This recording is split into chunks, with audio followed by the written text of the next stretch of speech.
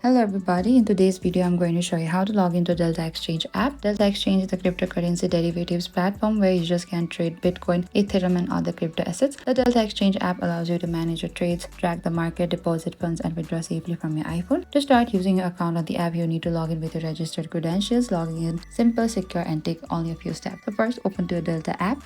So once you get into this interface of your Delta Exchange app, on the top right corner we can find this login or sign up. Tap on the login and it will uses your face ID, or you can also enter your credentials of your email address and your password, and simply you can get into this interface as well. And logging into Delta Exchange app is a quick process. After opening the app, enter your registered email password, or you can also use your face ID and you can instantly log in. And once inside, you can access all the features for trading, deposits, withdrawal and account management. Thank you for watching this video. I hope I could help you on how to log into Delta app on iPhone.